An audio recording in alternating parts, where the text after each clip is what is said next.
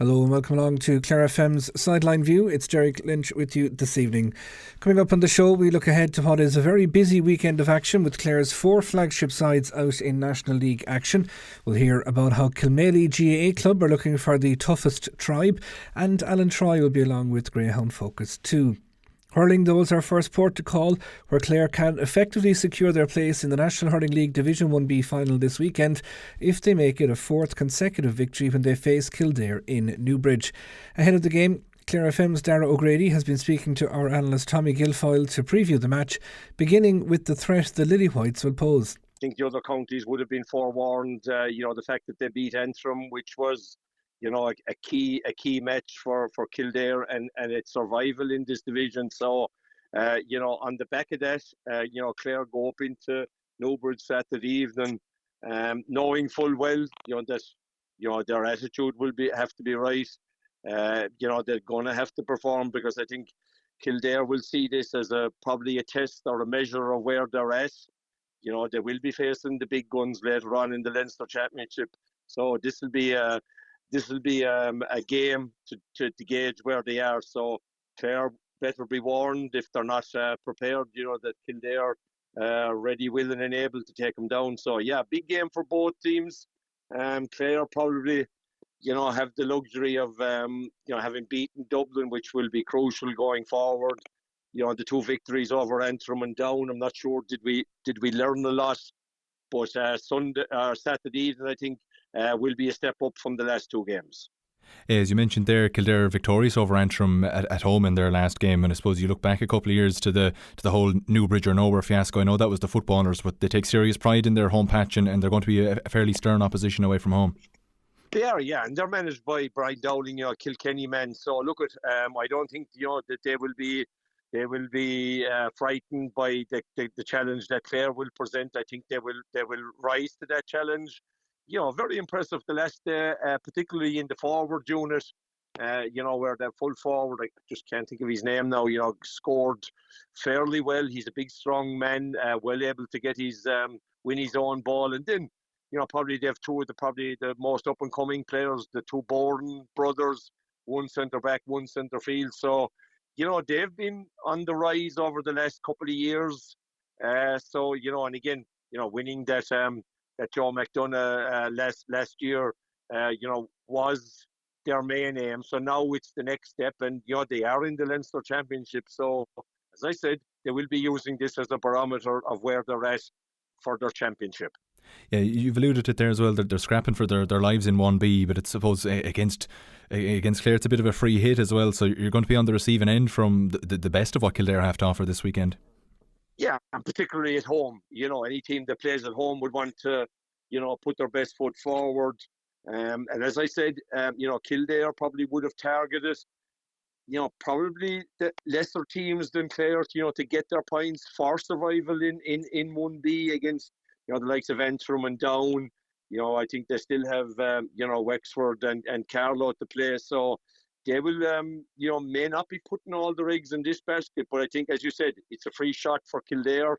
And as I said, if Clare aren't on their A grade, Kildare will put up a stern test. Now, I expect Clare probably to make some changes again. It has been, the way through each game, and Brian Lohan has said that they take each game as it comes, with the Fitzgibbon over now. But, I suppose unfortunately for 3 of the Clare players, they were carrying injuries in Adam Hogan, John Keneally and Keith Smith. So, will it come too soon for them? But as was shown the last day, Lohan and his management team have given, youth its fling, and, a lot of lads now putting up their hand for inclusion for championship panels, and indeed the starting 15, which is what will be required, because we all know, the minefield that Munster Championship is. So it's building depth in that panel, and Saturday evening will be a test for the newer players. So if they get that chance, I hope they take it. Yeah, I think it's already 30 players have been used so far in the league campaign, and you mentioned it there with the Fitz fellas as they come back, and particularly I suppose you're looking at Jack O'Neill who got a goal in that Fitz final. There's a few others floating in around with Dermot Strichan on the Mary I side. You've got Adam Hogan as well. They'll be eager to get minutes into the legs in a Clare jersey for these fellas. It is, yeah. And I think it's all about managing the load for different players at different stages of the year. The likes of, David McInerney hasn't seen any game time yet. He would probably be looking to come in. Other players coming back from injury. Shane O'Donnell got a couple of minutes against Antrim above in Cushendall. They had the luxury the last day of leaving off the likes of Dermot Ryan, Tony Kelly and those players. So I would think that there will probably be a backbone of 7, 8, maybe 9 regular players and 4 or 5 relatively new players getting a chance on Saturday evening. So I think it'll be, he won't go full hog and go with new lads. I think he will retain, a spine of experienced players, and then we'll add in the younger up and coming players. Yeah, I suppose you're coming at it from a point of view where you're 3 wins from 3 at the moment as well, and 4 from 4 would almost nearly secure your spot in 1A. So you're looking to get that done sooner rather than later. It is, yeah. And again, look at, I suppose, teams at this time of the year are taking it game by game. I suppose Clare's aim at the start of the league was to get back up into 1A, and it looks like, that they'll have one leg in that final, probably against Dublin if the results go to form. But ultimately, I think it'll be building towards that championship. You would expect, the Clare should be able to, to take both Kildare and Carlow, then finish up with a home game against Wexford, and I think then maybe a league final, hopefully the following week. So in a couple of weeks' time, I think, the championship team will be taking shape, probably, ending the league with Wexford, and then, that final against Dublin, which will be great preparation for that Munster Championship. So probably over the next 2 games, a bit of experimentation, but then I would imagine that things will be settling down and players will be nailing down positions. And looking from a management point of view, they always want hard decisions to make. So it's up to the players that get the chance to take that chance. And historically, Brian Lohan has always, stuck with the players that, have consistently performed for him, whether they're young or old. So it's still all to play for. Championship places are up for grabs. Yeah, and I suppose you look at that end of the campaign with Wexford, a prospective league final, and then the Munster Championship as well. It's something they haven't done so far with this run of Down and Antrim and now Kildare before heading to Carlow. It's they haven't let complacency set in, and I suppose that's a key factor to make sure that it's the same again Saturday evening. Yeah, and again, you could get lulled into, false sense of security. The fact that, Clare had been competing higher up and, couldn't have taken the Antrim and Downs and Kildare and them for granted. But in fairness, I think, Clare have paid those teams, the utmost respect by, playing with the right attitude, going out and, regardless of the opposition, putting in good performances. And I think, probably from a management point of view, Dara, I think, incrementally, against Dublin, I think we had a lot of wides. Our conversion rate was very low, and I think that has improved, over the following games. And I think that, that's a key factor, a key KPI for the management is score conversion to chances. So again, they will want to maintain where they're at, and indeed, push on with those, because when you're on top in games, I think, you must be ruthless and, put teams away. And, probably differently from last year, we went into the league after winning the All-Ireland, lost games, ended up being relegated. This year, albeit in 1B, there's a bit of momentum and building towards the championship. Last year, I think there was a bit of a hangover from the All-Ireland. Look at, we had the well-documented injuries. I think this year, by and large, I think, we've been fairly clear of long-term injuries. It's just those springtime niggles that management have to put up with. So come championship time, I think, we'll be hoping to pick from a full deck. That is the views of Clare FM analyst Tommy Guilfoyle there. Tomorrow evening's game has a 6:30 start at St Conrad's Park in Newbridge, with commentary here on Clare FM thanks to Matt Waters, Clare Fruit and Veg and Teely Spar and off-licence Turnpike Ennis. Before all that, there's a 2 o'clock start in Bancha in County Tipperary as St Flannan's go up against Kilkenny CBS in the All-Ireland Colleges Senior Hurling quarter-final. The Brendan Bugler-led squad are hoping to bounce back from their loss to Nina CBS in the Harty Cup final, with a potential rematch in the All-Ireland final if they can make it there. Clare FM's Darragh O'Grady has been speaking with the Whitegate man, starting with how things have been in their camp since that loss to Nina. So hard to get to a Harty Cup final, and I suppose when you do get there and you're unsuccessful or successful, look at your attention has to turn to that Ireland series. So look at I suppose it's a privilege to be in the last 6, and it's a privilege to be at this stage in this competition. As I said, it's really hard to get to a Harty Cup final. So all the focus is originally on that, but then obviously the focus turns to this now. And of course, Flannan's with so much history in the Crow Cup as well as the Harty, but looking to the Crow Cup, second in the roll of honour all time. I suppose this current crop of players are going to be looking to make their own mark on that as well. Oh yeah, look, you can only take one game at a time, and that's what we're doing, all right. But there's a nice little carrot at the end of it with opportunity possibly to be playing in Crow Park, and as you said there, the opportunity to win a Crow Cup is massive. But it all starts this weekend against Kilkenny CBS, and hopefully we're successful there. Yeah, and obviously they shipped quite a heavy defeat last time out, but I suppose St Kieran's the dominant side in the last couple of years, but even the scoreline doesn't really showcase the quality that the Kilkenny CBS have.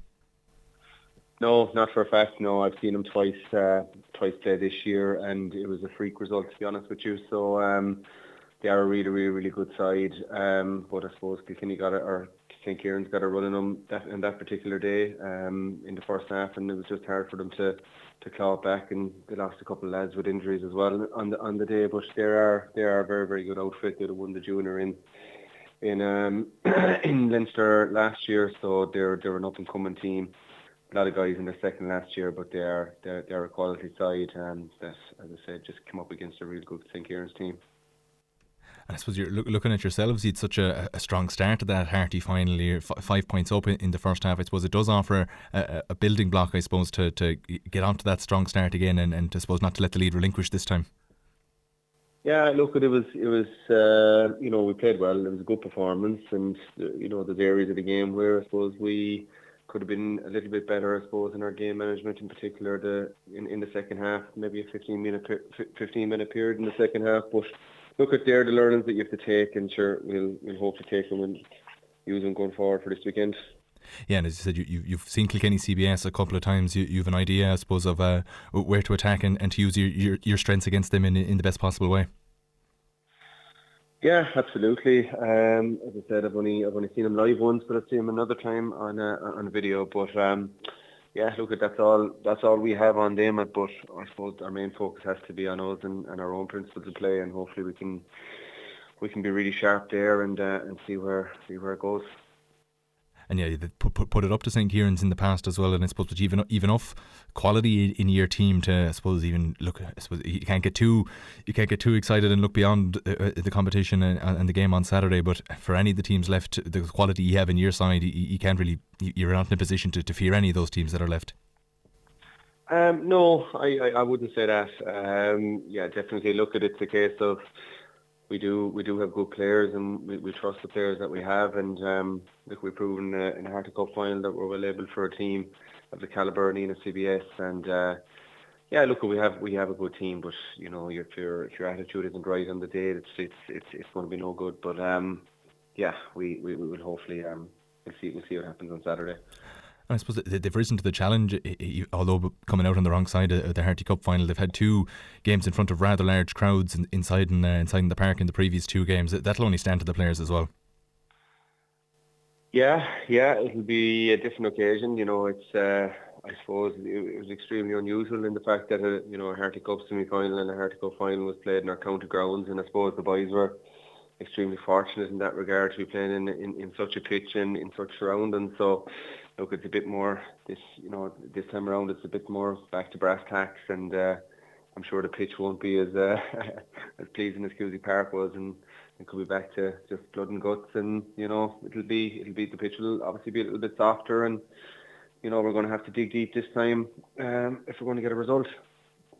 Yeah, and I suppose we've alluded to the quality in the side already, but it doesn't really matter to some of these fellas with the ability that they do have, whether it is the surface that's in Cusack Park or, as you said, a slightly softer surface. They have the ability to win any game. Well, I don't know. We'd like to think so anyway, but sure, look, it all depends on what frame of mind we turn up in. If it's a good frame of mind and we're focused and ready to work hard, we can beat anybody. But if we're slightly off in that department, then it becomes a lot more difficult. And I suppose how are the fellas dealing with it? I suppose the time of year it is, especially if you've got a few boys in sixth year, the mocks and prees or whatever you want to call them coming around the corner as well. It's a kind of a difficult time on all fronts for them. Yeah, there's a few moving parts, all right, this time of the year, and there's a few involved in county squads as well, and you have to remember that as well. And they're in an important phase of their training, heading into Munster Championship. But they're able to juggle. We train straight after school, so they're gone by 5:15. It's not a big deal to train. They are an extra hour after school to train or whatever, and they are very ambitious, and they're a very dedicated group, and they just want to be successful, and they see it as a big opportunity to hopefully go on and get to Croke Park if they can, and that's motivation in itself for these guys. St. Flannan's boss Brendan Bugler there. That game's set for a 2 o'clock start in Bancha tomorrow, and we will have updates for you across the afternoon here on Clare FM. Back shortly here on Sideline View. And you're welcome back to Sideline View here on Clare FM. Well, after a brilliant win over Fermanagh in Brewster Park last weekend, Clare's footballers return to Zimmerbeim at Park Kissogue this Sunday afternoon, where Laois are the opponents. A victory for Paul Madden's outfit would see them move away from the relegation battle in Division 3 and keep the hopes of promotion alive. Ahead of that, Joe Garry has been speaking with Clare FM's Darragh O'Grady, beginning with his reflection on the victory in Ulster last Sunday. It was hugely important that Clare got not only the win, points on the board are obviously essential, but the win, it will mean such a lot to the players, particularly to Paul Madden, his first National Football League win as well. But it was so important for the players because there's been aspects of both rounds, round 1 and round 2, that Clare will be very happy with, but unfortunately had nothing to show for it on the table. So the win was essential, and hopefully now it'll carry good momentum forward to this weekend.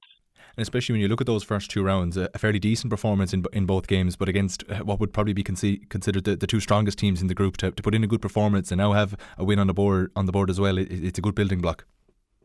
Well, it is, yeah, but only time will tell whether they turn out to be 2 teams that get promotion or not, but they're definitely going to be in the mix, Westmeath and Down. Fermanagh, on the other hand, where they're likely candidates, I have to say, for relegation at the moment, given that they're 0 from 3. Clare only just ahead of them, but the fact that we went in Enniskillen and get a win up there, I can't remember when we won up there last. And the manner of the performance, because let's make no bones about it, 5 minutes or 6 minutes into the second half, we were under the cosh. The Fermanagh had reversed a 3-point interval deficit into a 2-point lead, and were controlling almost all of Clare's kickouts. But in fairness to the players, they responded well. The leader stood up, and the goal was a telling score. Daniel Walsh's goal, after great work from Dermot Coughlin, it was a telling score in the second half. But it was the manner and the character that the lads showed, epitomised, I felt, by the man of the match, Brendan Rowan, who just put in an outstanding performance, and Clare deservedly held on to the lead once they had wrestled control back. They deservedly held on, and as I say, go forward now with much to build on. Lot to improve on as well, but much to build on for Sunday. Yeah, and I suppose at the start of that second half, you were kind of getting flashbacks to that game in Newry where Clare were right there with them and let it get away from them in the second half. But the finish, particularly that final quarter, 1-3 to no score, I think it finished in the last 15 minutes or so. Real positive signs from that forward line. Real positive signs, and I think you got 1 goal and 12 points from the Aaron Griffin and Mark McInerney duo. But it was not only that, it was the manner from all the way back. Alan Sweeney made some tremendous blocks in the last quarter to deny certain scores for Fermanagh. Ronan Lanigan, I thought, was outstanding. Certainly a contender for man of the match, and did everything he did it well, and did burst forward and had a huge part in the opening goal. But constantly was that reassuring sense. And remember, you lost your 6, you lost your 8 in the middle of the field with Darragh Bohannon and Killian Rowan both going off injured, and those 2 will be a major concern. If they can't play, it just means now a reshuffling of the deck. But Brennan had come in, he made a big difference. I thought Conor Meany had a fine game when he came in. Everybody that contributed at all to that victory, I think it'll mean a huge amount in terms of their confidence going forward, because let's make no bones about it, Laois are coming to town looking for points as well. This is dog eat dog in Division 3, and this one, you would imagine, like all Division 3 games, will go right down to the wire, so the panel will play a big part. Yeah, and it's kind of, is it hard to know what to expect from Laois looking at their results? They've beaten Sligo, and then you look at the two games against the promoted sides, a draw with Limerick and a heavy defeat to Wexford. It's kind of a mixed bag for them so far this year. It's a mixed bag, but they also, remember, have to meet now Westmeath and down to the forerunners, so they will know they have to pick up points quick. And 3 points won't keep anyone in the division. It looks as if Fermanagh are going to be one of the two that will fulfil that, but they will obviously have designs on picking up points as well. But in the next couple of games, Clare play Limerick, Laois, Wexford. They're all around us in there. So whoever can win those games, they're not simply worth the 2 points or the momentum they bring. They're worth really 2.5, because you'll have a team on the head-to-head. Clare can still make that 10-point mark as we've done in the last 2 seasons. It's still possible, but obviously will require 2 points on Sunday. Yeah, and you look at the table now, and although Down are 3 from 3, that there's no runaway team so far. You look at second place Wexford on 4 points, and then Clare, albeit in 7th, 2 points, only 2 points away. I still firmly fixed on promotion from this position. Well, yes, you have to look up the table. There's no point looking back over your shoulder. You have to look up the table, and you feel that there's 10 points still on offer, and Clare can get to that. We've done in the last 2 seasons.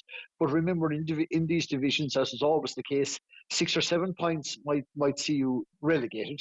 6 has done in the past to see a team relegated. Indeed, 7 has seen the team relegated, whereas 7 or 8 might see a team in the promotion challenge. So, every point is vital. It'll be fought for tooth and nail, and hopefully now we'll have a big crowd in on Sunday to shout on the lads. They deserve that. Their performance when their backs were to the wall above in Brewster Park, spoke volumes for the character and the resilience these lads have and the ambition that they have, and hopefully that will be rewarded further on Sunday. I know you've got some quality players in the division. You look at the likes of Pat Haven for Down, but I suppose the overall forward unit for Clare, and even you've got some players who've come expected to play in the forwards in the last couple of years, are now lining out at wing back. And you look at the last day, 11 points in the full forward line, 2-4 from the half forward line. Is this forward line strong in terms of a cohesive unit to get them over the line in comparison to the rest of the teams in the division? Well, I think every team will fancy themselves. The target in general, Dara, is about 25 points.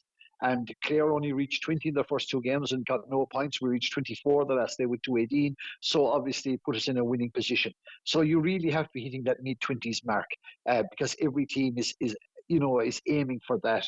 Westmeath reached it, Fermanagh or Down reached it. That's why they got victories over Clare. And, there was a time when 13 points or 14 points would get you a result, or 13 or 14 scores. Then it went up to 20 points a number of years ago. Now it's gone to 24 or 5 with the new rules. So that's the target you have to be hitting. And in order to hit that, you need at least 5 or 6 scorers on the field. Last day, Brian Mack kicked in with 2 from midfield. Obviously, your substitute came on, Shane Griffin kicked a point. So you need 4 or 5, 6 scorers to be hitting that mark. You won't always get, 112 from 2 players. So you just need to make sure that burden of scoring is shared, and thankfully the last day it was, I think, with 5 or 6 scores on the board, and you would still feel that there's even more possibilities there. It doesn't matter who gets the scores, but really you have to make sure you're hitting that mid-20 mark. And I suppose on Sunday you're back in the park now after what looked on paper, at least anyway, a poor start with 2 defeats from 2, albeit a fairly impressive performances at the same time along the way. But they've got that tough victory on the board now, and Enniskillen back in front of the Banner faithful to drive them forward on Sunday afternoon. Yeah, and traditionally ourselves in Laois, we had a mighty battle with them up there in Port Laois last year. It didn't look good at half time, and the lads turned it around all the way to the bitter end, and it was Emmett steered it over the line, and obviously his loss has been felt as well, but hopefully we'll see him before the season is out. And you would expect something similar this weekend. There'll be no runaway victories in the contest in Ryan at 3. Everybody will fight tooth and nail for everything. So this one will go right down the wire, right down to the last couple of minutes, and hopefully there'll be a good, clear contingent in there to urge the lads over the line. Yeah, I suppose you mentioned the couple injuries that are being contended with at the moment. You're looking at the squad that's there now, and maybe criticism in the last couple of years that there wasn't quite the depth there, but you're looking at the likes of Jamie Stack on the bench. There's real quality all the way through the subs bench in this team as well. There is, and in fairness to Paul and Ger and Shendaniels, they're not afraid to go to the bench. And, the last day 4 or 5 subs used, we've seen that now over the course of the 3 games and even in the McGrath Cup. So, there will be a panel of 30, 35 players used throughout the league. And it's great to be getting players back. Killian Ruine's, influence in the team is telling. When he's playing a 6 in particular, he really does give a lot of go forward momentum to the side. And if Killian can't take his place on Sunday with that hamstring, well then it'll just mean to the next man in. And it was a mantra that Colm Collins had: next man in steps up. That'll be the same way now, I'm sure, with Paul, that there is a panel there for a reason. There's plenty of talent in that panel, and we will be stretched at times, certainly with injuries, but there's no reason to, there will be no excuses offered other than Clare going, full throttle for 2 points on Sunday. 2 points will carry that momentum forward, and it will mean then that we'll be going to Limerick, on the back of 2 wins, looking for a third to keep ourselves in the promotion race. Thanks very much for that again, Joe. And I suppose we look forward to, as you mentioned earlier, another ding-dong battle with Laois in Division 3. I expect so. All these games in Division 3, you saw Limerick had a fine win over Wexford the last day by a point. They rescued that with 2 scores in the dying seconds. So this one, expected to go right down to the last couple of minutes, and hopefully, as I say, a big Clare contingent to shout the boys home. Clare FM analyst Joe Gary there. Throw in for that one on Sunday is at 2, with commentary here thanks to Ennis Home Furniture and Jones's Super Value Milltown. Meanwhile, this evening in Cushnahauna, it's the Clare GAA County Score Senior competitions with over 20 clubs entered across the various categories. Clare FM delighted to be providing partnership on this. There's a €7:30 start for this evening's proceedings, with a great night guaranteed, a €5 cover charge on the door, and the very best of luck to everybody involved in that one. Now, it's been a big week for Clare Camogie, with the news of Pat O'Donnell's sponsorship coming just 24 hours before the new league campaign began, and the new jerseys were christened with a battling draw against Dublin in Abbottstown. Clare Abbey host their clash with Wexford this weekend, where a win would leave Clare on the brink of a Division 1B final appearance for the 2nd year running. Dara O'Grady has also been speaking with former All-Ireland junior winning coach Anne-Marie McGann, who feels Clare are in a strong position to keep their positive start going. The ties in the group, probably all 3 teams, Dublin, Wexford and Clare, will be looking at each other.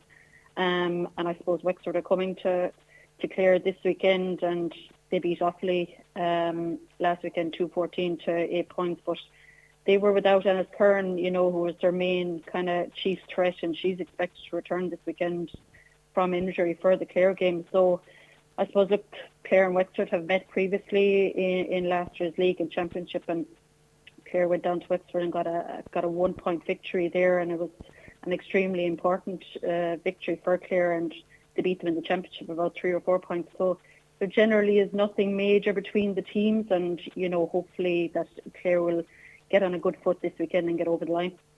Yeah, you mentioned that Offaly game there for Wexford. Offaly coming up from Division 2 there last year. Probably a game you'd expect Wexford to win, but a convincing win nonetheless. Yeah, convincing win, but I suppose, Offaly probably had that inexperience, but Wexford, I think, are lacking a bit of experience this year, and, they'll be hopeful. I think that they'll have a decent league campaign, whereas, Clare still have the experienced heads around the panel.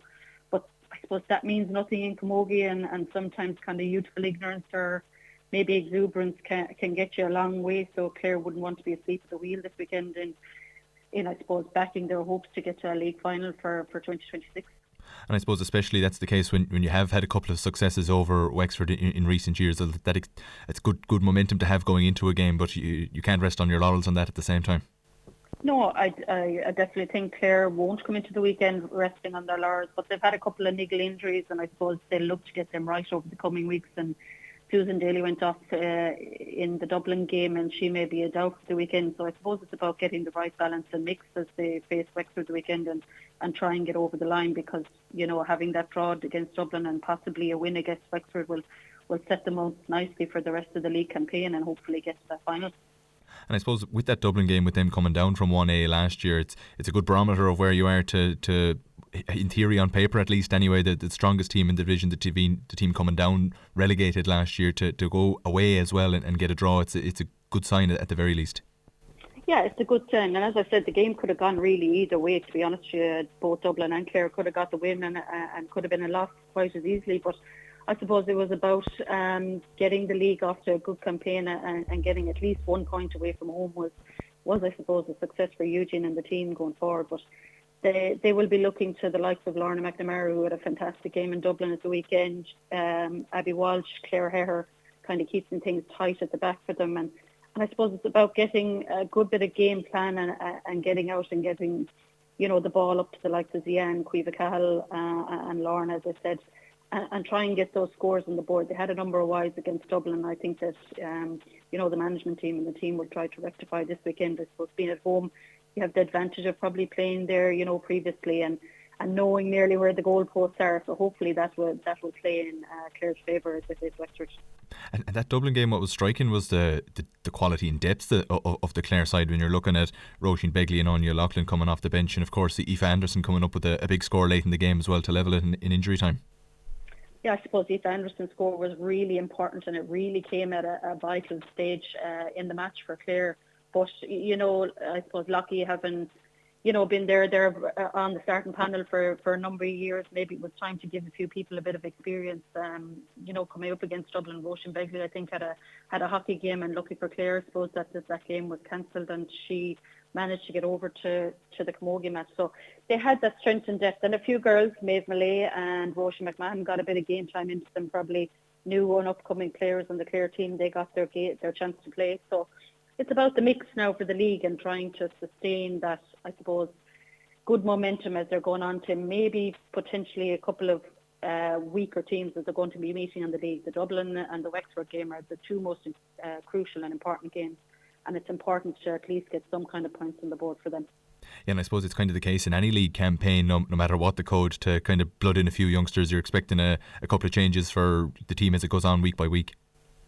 Yeah, and I suppose Eugene has probably thought about maybe getting that game time into them early, but this game against Wexford would be a crucial one, and I probably see that there might be a little bit more stability in the team. But again, that comes down to who maybe has an injury, and as I said, Susan Daly came off early in the Dublin game with a kind of head injury, so maybe she might not be available the weekend, and it may be a chance for another player to put up their hand. But it's important as the league game goes on, the league campaign goes on now, that a couple of players get that, that vital time into them, and it sets up nicely then as you go into the Munster and the Senior Championship. Yeah, and I suppose especially looking at the league campaigns and getting to 1A next year, to be a right signal of intent to have 4 points from your first 2 games and kind of show that Clare deserve their shot in 1A and to get a good cut off of the big dogs next year if it came to it. Yeah, look, and I suppose I don't want to be too critical of maybe the missed opportunity that happened last year. There definitely was an opportunity to win the 1B league, but they just fell short and a couple of malfunctions on the day. But it's a great opportunity now for Clare, and as I said, I don't want to be putting pressure on, but their firm focus should be on getting to that 1A league, and hopefully that a bit of silverware will build momentum as they go on in the rest of the campaign for the rest of the year. That game has a 2 o'clock start in Clare tomorrow, and we will be keeping you up to date with it here on Clare FM. Well, as I mentioned, Clare Camogie announced that new sponsorship deal with Pat O'Donnell last weekend, with the deal covering the senior, under-23 and minor squads, including those new jerseys bearing the famous POD logo.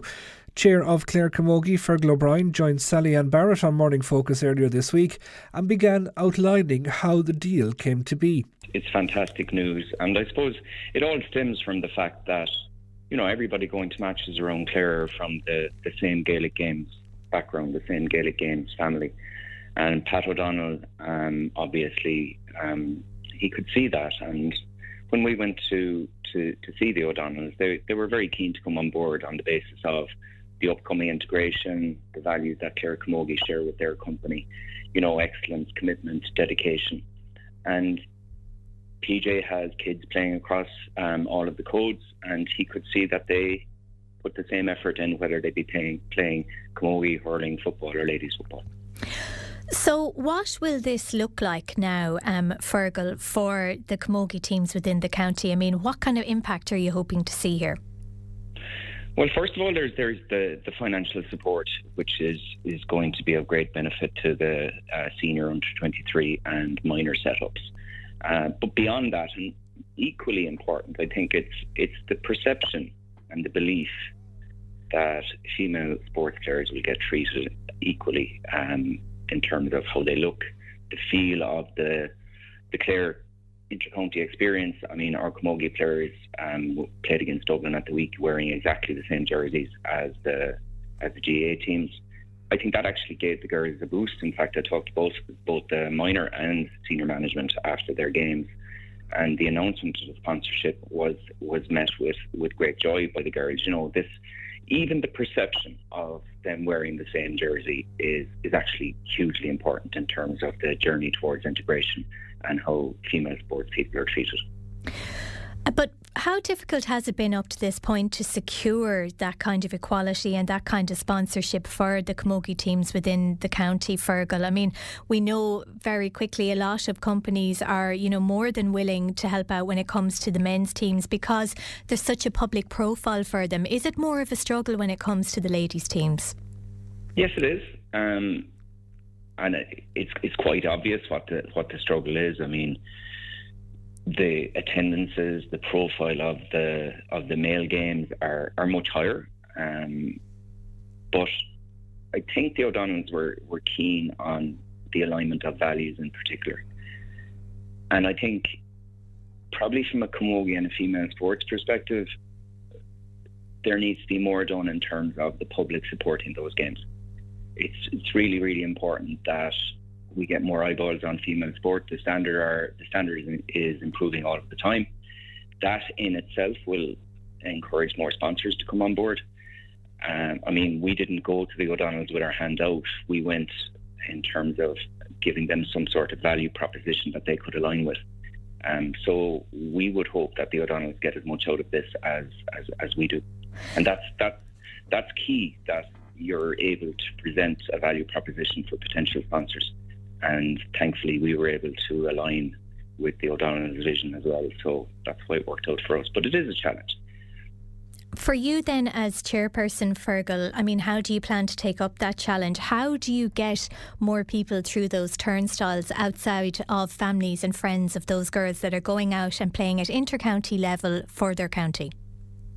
Well, success is a key.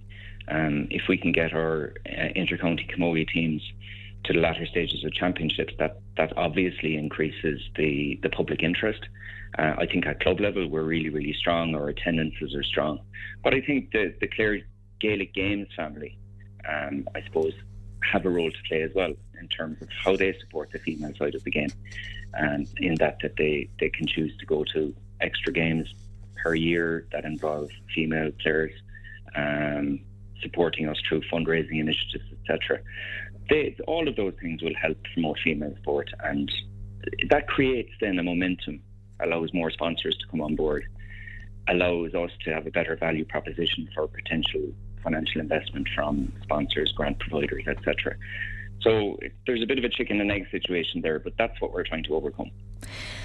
Will you be hoping that the integration of the associations, the GAA, ladies football and camogie, will do something to try and improve that, Fergal, in that if resources and, you know, I suppose publicity and raising the media profiles of the inter-county teams are supposed to be equal across the board, will that have the knock-on effect that you're seeking?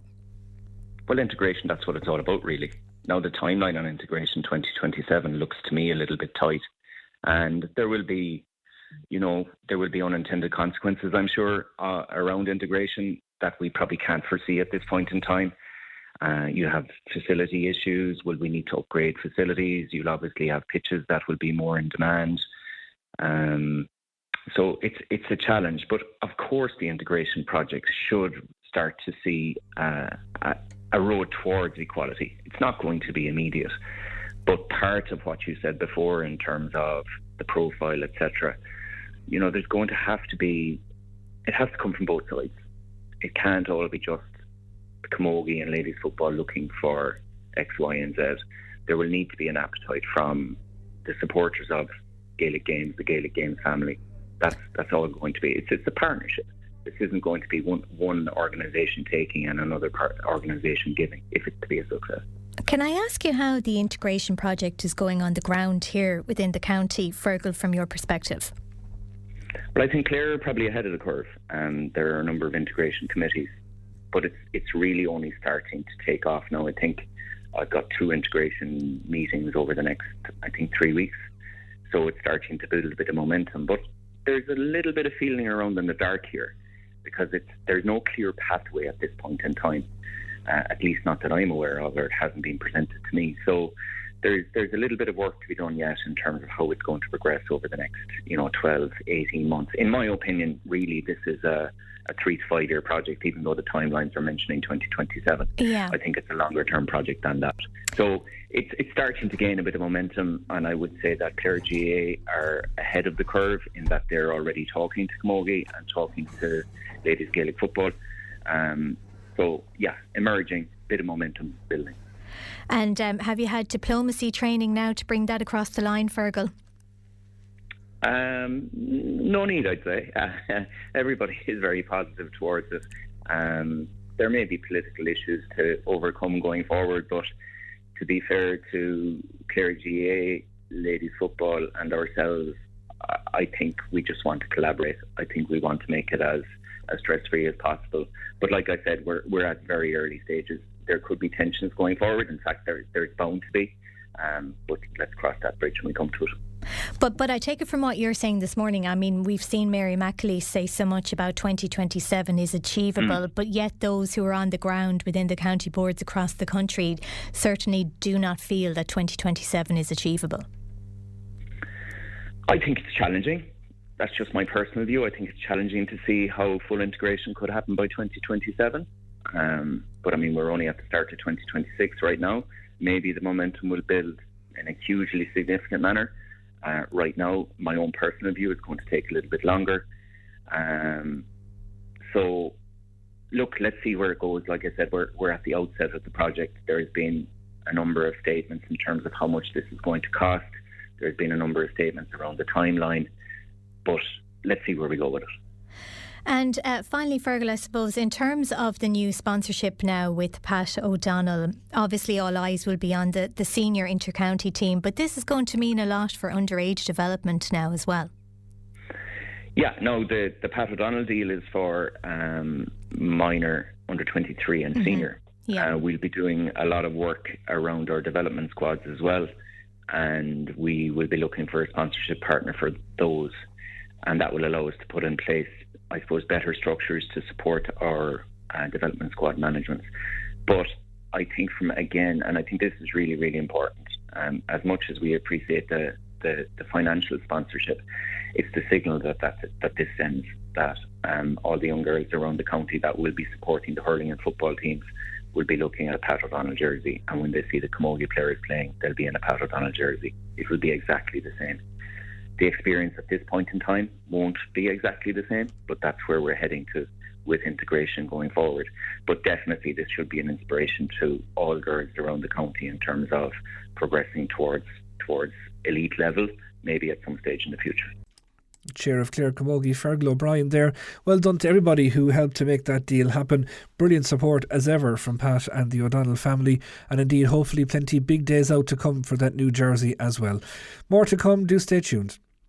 And you're welcome back to Sideline View here on Clare FM. Well, if you happen to be around the bogs of Kilmaley on Saturday morning or afternoon, don't be alarmed if some strange characters in Club GAA gear come running towards you. They're just simply taking part in this year's Toughest Tribe event. It's the second year of the brilliant fundraiser conceived by the Kilmaley Club, with another huge turnout expected for this year's running. Kilmaley hurling manager Brian Culbert has been telling Clare FM's Alan Morrissey how the initial idea was formed. Last year was the first year, and I suppose it's a club fundraiser, and we were forcing ourselves to have something unique and something different that no one else. I suppose everyone was kind of sick of selling lines and scorecards and all these kind of stuff, and the golf classic. So we said we think of something different and think outside the box. So we came up with this idea last year where we'd be, I suppose, hoping to kind of tackle any GA teams or athletes or any camogie teams or soccer teams or anything at all that can come in a group of 4 and take on I suppose people know the terrain around Kilmaley would be boggy and forestry as it was. So it's kind of I suppose a test of the mind and a test of the bodies. You have a bit of a road run, you're onto a forest, then you're into a bog walk, which is a kind of a walk and pace thing. By the time you get through that, you're back in the road run, you have an obstacle course, you have a container to get over, you're into a river, you're out the back, then into another mud bet, and you're going back on the road then before you finish back in the clubhouse then again. So all in all, there's about 8.5 kilometres of a trek. So it'll test the toughest of bodies, like. Yeah, I have to say, Brian, even listening to that, I'm wrecked. So I don't know if Alan Morrissey's cut out for Toughest Tribe 26. So it really is this a pitched to super fit? I mean, you mentioned other, people who are members of other GAA clubs, or if anyone is thinking of getting involved in this, do they need to make sure they're not stuck to their couch most of the time? No, I suppose we've tried to. I suppose last year with the first year, people didn't really know what it was, so we tried to get as many videos out. And anyone that took part last year, I suppose, is anxious to take part in it again. I suppose it's similar to I suppose that hell and back kind of a thing, but I wouldn't be going as far as the hell bit now. But it's just a bit different. And you teams of 4 last year where your times are all clocked in together. So Timmy Crow there is doing the timing with Just Race, so everything is chipped and timed. Your team of 4 comes back, and all the times are added together, and the team with the shortest time basically wins the event. So, we've nice prizes. I suppose we've a set of jerseys or €1,000 cash for the club that wins, whether that be a soccer club or camogie club or hurling club, whichever suits fit. And then for the individual winners, then we've €200 prize this year. We entered it. We said we'd do an individual event because we felt there might be people who might like doing 10Ks or 5K runs. They might like to come along and test themselves against the GA or the soccer player and see can they take home £200. So we've changed it up a small bit this year with entering the individuals, but I suppose we're kind of pushing out to. We haven't too. I suppose we've a lot of men's GA teams. I suppose, and we're trying to push it out there. That is for rugby teams, soccer teams, camogie teams, ladies football teams, all that kind of stuff as well this year. Okay, so yeah, it's open to a wider range of people and groups, and I guess it'll lend itself to rivalry between local clubs. Friendly rivalry, Brian. I don't know whether that's reared up in the past. Members of other teams wanting to beat the Kilmaley crowd taking part, and it'll also, I suppose, create a competitive element within clubs, be they GAA or soccer clubs, as to which people they will pick to represent them. Yeah, and look, I suppose the idea is for clubs, send your best 4 down to us, or send your best 8 as well. And we've full panels coming as well. The Whitegate Intermediate hurlers are bringing a full panel. You've Climber hurling in Galway, they're bringing a full panel. You've teams coming with full panels. But again, if that doesn't suit, send your best 4 down. And sure, I suppose we thought it's a nice thing for 4 lads to come up from another club, try and win a set of jerseys for their own hurling team or camogie team, and or win €1,000 cash to put into their own players' fund for the year. So but look, it's good. It's good for the rivalry last year was great. It ended up the top 3 teams ended up in Kilmaley, Aina, and Ballier, all the senior hurling teams. So it ended up in helter skelter coming up the final stretch. But that it was look it was just the way it happened. We had teams from Kerry and bits and pieces, but we Ballier sent our best 4 and Aina sent our best 4. So it was it got hot and heavy near the end. But the Kilmaley lads just pipped it. So we're hoping the Aina and the Ballier boys will come back again and see will they change the forecast. Yeah, well, good to have a home club win. Did you? So you mentioned Kerry there, clubs from outside of Clare, or many have they taken part in the past? The word has spread around. Oh yeah, no. We Newport from Tip last year. We Crossing Kerry brought down a full panel. So it opens up. I suppose what we've done is having it this time of the year, we've opened it up to teams coming. I suppose teams love doing. They're getting away together this time of the year before the start of the real season. So we've pushed that as well out there, that come with your full panel, take part in the event. We've capped it at €500 for, so it's €100 a team, but we capped it at €500 for a team coming with maybe 30 players. We felt the fairest thing was to cap it at 5 teams, even if they were entering 9 or 10 teams, and you the event in Kilmaley, and then after where Noel Marshall has put enough food from after, and inside in the Kilmaley, and you the rugby on then as well this year, just straight away after. So you get a fine day out of it, and as I said, teams can head back then their own way then after that then on Saturday evening. And I'd imagine, given it's taken part in the early part of the year as well, Brian, the toughest tribe is not a bad way to kind of build strength and conditioning for the rest of the year. Oh yeah, no, and that's what I suppose we've used this. I suppose we had a boxing event there 3 years ago that we used as a pre-season training, and we've used this now as pre-season training as well to get fit for this. And it builds a bit of teamwork and it builds a bit of a bond. And as I said to any of the teams that are coming, to put out, like, have their own little competition amongst themselves as well, because it's all chipped and timed with the just race, so you can have your own little competition yourselves when you come as well. So you're not just entering the full event. You can have your own little wager or your own little battle, I suppose, amongst your own group if you're coming with a few teams. And it's a bit of everything. It's just to get the year kicked off as well, and it's nice to have that bit of rivalry as well around the place. And it's something different. I think, look, as I said earlier, people are sick of saying the same things as selling lines and doing the usual. I think to get something back out of giving your €100 per team, they're getting a bit of teamwork, team building, and strengthening the mind and strengthening the bodies and all that for the year ahead. And for anyone who, like me, balked at even hearing all of the various things that people will have to take on as part of Toughest Tribe 26, Brian, but they would like to watch, or maybe, there'd be fans or supporters of other clubs or other club members who want to see their crew taking part. Are there plenty of spots along the 8.5 kilometre route where you can watch what's happening? Oh yeah, we have between Timmy Crowe there now and Niamh O'Connor, our two admins there, and the Just Race. There's live feeds back to the clubhouse. So what we have is all the stewards are on the phones and the cameras, and they're sending back live feeds of videos and bits and pieces. That's coming back to the clubhouse. That's the first bit, and then we have viewing points in that are down around. So anyone that comes up that morning, there's actually online you'll see viewing points. So down there's the forest walk and the bog walk are hard to get into. They'll be on the TV, but then you have the obstacle course, you have the river run, and there's a Paddy's wall. Then it's a big wooden wall that's built that you to get up over. There's viewing points there. So when people arrive that morning, there's a list there of the viewing points that people can go down and watch, I suppose. And if not, if they want to stay up in the clubhouse and have a cup of tea, there'll be live feeds coming back to the television with the bits and pieces through the bog. If fellas get through the bog now, I suppose, because with the yeah, that sounds like. Is that the most difficult part of it all, Brian? No, well, it's hard. It's hard. I suppose it's the most difficult part in that it's nearly walking place, and because your forest run just before it, and then you're coming into the bog and you're trying to trail through the bog. So we've stewards above the trees directing you through it, but you've like there was shoes and a few limbs last year inside as they were coming through. But it adds to a bit of teamwork. One fella had to get his team it was actually an opposition player had to get his shoe out from the bog. He got caught in the bad spot as he was coming around. So, but it's challenging. But again, you need I know we forced the individual a bit this year, but I suppose the teamwork is the big thing. And like I think I said it there at the media launch there. Like I suppose the nicest thing of the whole thing last year was you've the container near the end of the course there before the river run, and you actually had opposition players helping players from other teams up over. I mean, that were might have been struggling some bit to contain. And we have a couple of pictures and videos of that, which kind of, I suppose, shows the whole atmosphere of the whole thing and what it's really about. Like, I'm sure there's going to be plenty taking part in it, but given it's happening tomorrow, is there still time for people to sign up for Toughest Tribe, Brian? Oh, there is a course. Yeah. No, you can come look. It was ideally.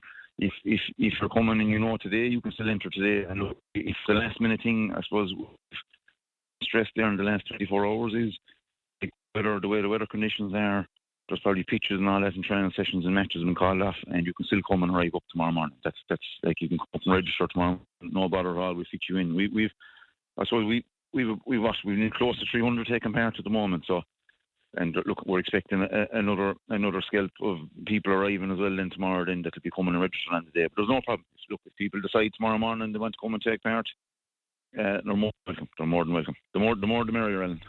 Kilmaley manager Brian Culbert there, and the very best of luck to everybody that's involved there in tomorrow's event. Time now for Greyhound Focus and Alan Troy. Good evening and welcome to this week's Greyhound Focus. Last weekend at Galway Greyhound Stadium, Colossal Journey claimed his first career success in 29.98 for the Colossal Syndicate from Innis and Kilmaley, which comprises of Tom, Niall, Faye Warren and Leona Ryan. He's the son of Grangeview 10 and Droopy's Lullaby. From Quinn, Kay Lynch was delighted with the performance of her Cragatasca Black, whose early pace proved fruitful to claim her 8th career success in 29.47, She is a daughter of Skywalker Logan and Drumbeg dancer. Tulla-based trainer Donny Duggan had charming Ciara in fine form to win her 7th career success in a graded A3 contest. A daughter of Grangeview 10 and Marley Starr, she stopped the clock in 29:07. Tulla Brack's Colin Fitzgerald was in the winner's enclosure with Flyers Penny. This was her 4th career win from 5 starts. A daughter of Signet Ace and Penny Lane Sheba, her winning time was 19:48 over the 350 yards trip. From Limerick Greyhound Stadium, Snuggy Dash recorded his 5th career win for Newmarket and Fergus's Miles Cummins and Breda Casey. A homebred son of Jacob Tashaldelek and Miles' girl, his winning time was 29:22. And on the coursing front, at an excellent ran Tipperary district meeting last weekend, there was success for Clare's Liam and Noreen Liddy as Mr. Tiger took the featured event, the Champion Puppy Stake and React Perpetual Cup. This son of Blades of Fire and Bowden's Wonder, who previously won the Derby Trial Stake on the opening day of this year's season at Liscannor, showed his class throughout to claim the winner's purse of €1,850. And next weekend there will be all systems go for the Irish Cup meeting at Patrick's Well, which will commence on Friday next, the 27th of February. That's all for this week, folks. Slán agus Beannacht. Alan, thanks very much indeed for that. Just a few other big fixtures this weekend to tell you about. The Clare ladies footballers facing another massive challenge when Laois come to Clarecastle in the National League.